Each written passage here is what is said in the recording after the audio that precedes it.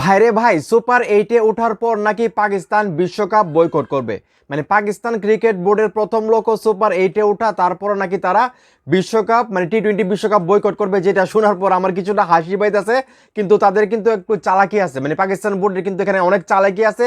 কি সেই চালাকি আমি সেটা আপনাদের মধ্যে তুলে ধরতেছি। এটা কিন্তু অল্প কিছুক্ষণ আগে খেলা যুগে কিন্তু একটা নিউজ পাবলিশ হয়েছে, যেখানে আসলে কারণ সহ কিসের কারণে পাকিস্তান চাইতেছে যে আসলে সুপার 8 আসলে কনফার্ম করে তারা বিশ্বকাপটা বয়কট করার জন্য, সেটা আসলে আমি আপনাদেরকে পরে শোনাচ্ছি। তার আগে একটাই রিকোয়েস্ট, ভিডিওটা শেয়ার করেন।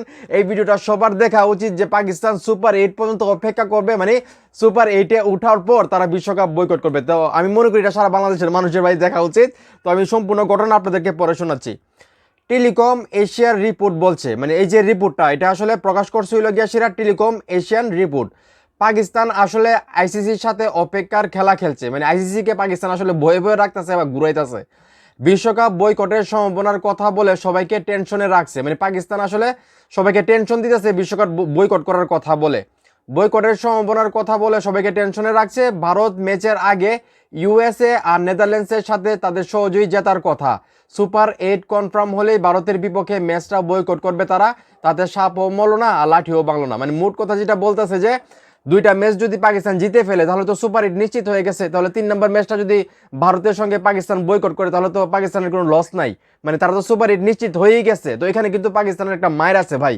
তো আসলে কি সত্যি সত্যি সুপার 8-এ ওঠার পর পাকিস্তানের মানে ভারতের সঙ্গে যে ম্যাচটা হবে সেটাকে আসলে বয়কট করবে? বয়কট করলেও কিন্তু পাকিস্তানের কোনো লস হবে না, কারণ তারা সুপার 8 নিশ্চিত হয়ে যাবে।